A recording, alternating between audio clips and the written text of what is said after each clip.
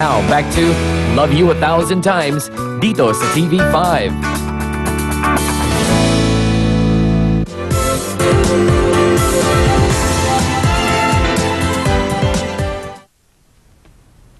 Eunice. Eunice. Eto. Mabuti pa uminom ka muna ng honey bago ka matulog. Bangon na dyan.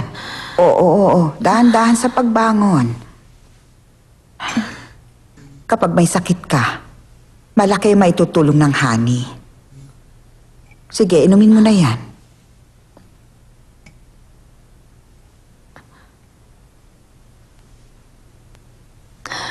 Nako. Sige, akin na. Sabihin mo nga.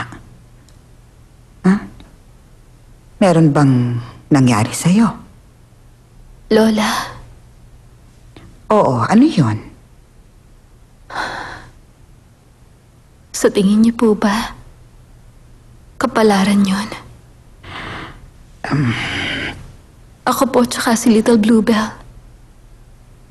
Ano po kayang relasyon namin ng dati naming buhay? At kailangan kaming paghiwalayin ngayon. Hindi ko po alam kung buhay pa siya.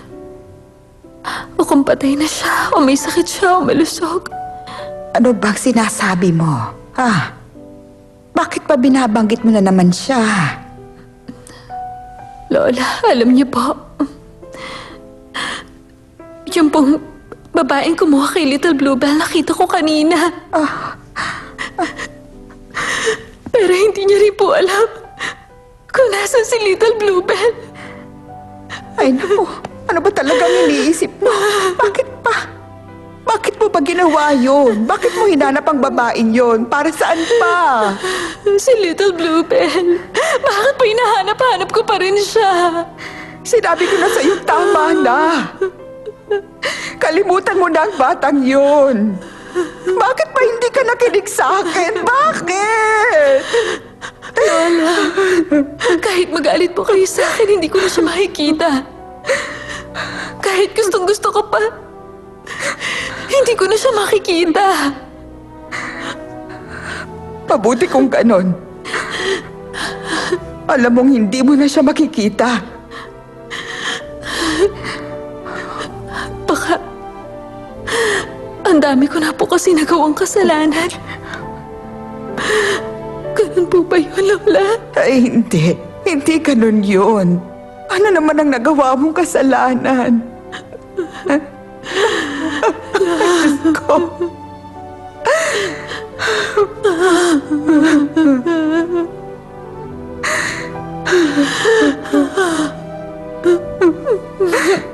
Diyos ko. Patawarin niyo po si Eunice. Nakikiusap po ako. Sana naman po, tapusin niyo na ang paghihirap niya. Kung may natitira pa pong kaparusahan, sa akin niyo na lang po ibigay ang lahat ng yun. Ako na lang po ang parusahan niyo. Ako na lang po. Ako na lang po.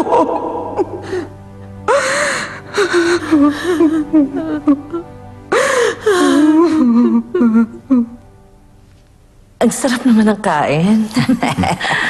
Aba, ang sarap naman talaga ng kain ng apo ko, ah. Teka. Napansin ko mula nang pumasok si Carlos sa kumpanya, halos hindi na natin siya nakikita. Ha? Lagi siya kumakain sa labas bago siya umuwi rito. Ganun ba ka-busy sa department niya? Sa tingin ko, hindi ho dahil sa trabaho. Yung marketing ngayon, wala pa naman pong project. Ganun ba? Nandito na po ako. Oh, Carlo! Umupo ka muna rito sa tabi ko. Halika. Apo. Ito pa. Carlo, gusto mo ba ng tsaa? Okay lang. Bakit ka ba laging ginagabi? Nag-aalala sa'yo ang lola mo. Kasi may mga kausap po ako. Papa. Bukas po, huwag niyo po sanang pagalitan si Eunice Go. Bakit? Anong ibig mong sabihin? Ang totoo, kagagaling lang po namin ni Eunice sa ospital. Ay, anong ibig sabihin galing kayo sa ospital? Bakit? Nung uwian po kasi, naimatay po si Eunice sa daan. Kaya po, Kalalabas niya lang sa emergency room. Ganon? Okay na ba siya ngayon? Oo. Nakauwi na siya bago ako umalis. Ay nako, yung pala ang nangyari. Magaling. Ay, baka kung ano nangyari kay Miss Go kung wala ka ron. Kung may sakit siya, dapat nagsabi siya. Siguro, kaya siya umalis na maaga. Dahil sa bago pa siya, baka yun ang dahilan kaya nahihiya siya magsabi. Pero huwag niyo pong sabihin na sinabi ko, ha? Hanggang kailan mo itatago yan? Malalaman din naman nila, ba't tinatago mo pa? Gusto kong ganito lang muna. Hindi nila ako tinuturing na ibang tao.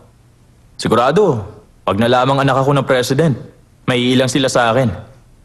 Pagka-close ko na sila, ako na magsasabi. Habang hindi pa, tulungan niyo po muna ako. Sige, ikaw ang bahala. Opo.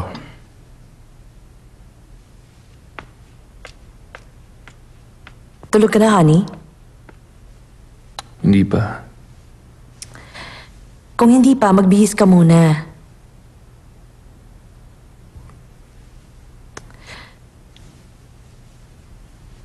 Honey, anong ginawa mo doon sa isang kwintas?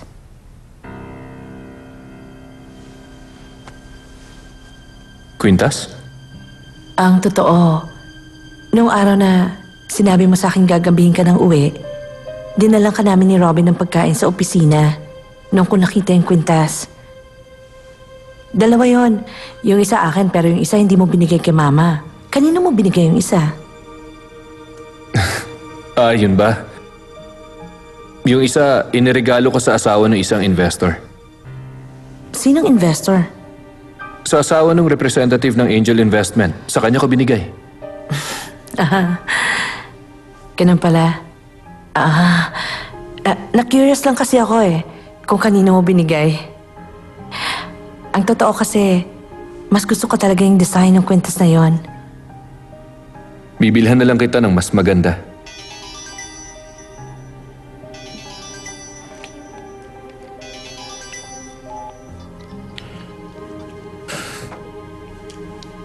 O bakit? Walang mga modo. Gabi na masyado. Paano kung importante yung tawag na yon? Hindi yun importante.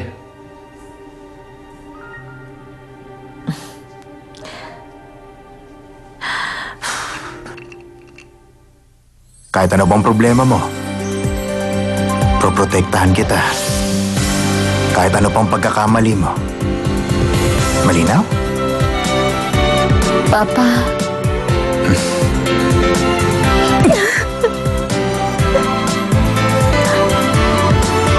Harold, bakit? Nababaliw ka na. Pati ba sa opisina? Oo, nababaliw na ako. Nababaliw na ako kaya ako nagpunta ron. Ginawa ko yun dahil gustong-gusto na kitang makita. Sinabi ko na sa'yo. Tapos na tayo. Sino nagsabi nun? Dahil sinabi mo yun, tapos na tayo. Hindi ako pumayag, hindi tayo pwedeng maghiwalay. Bakit ang bait-bait mo sa akin? Kasi office mates tayo. At tsaka magkaibigan din. Dapat lang na mabait ako sa'yo.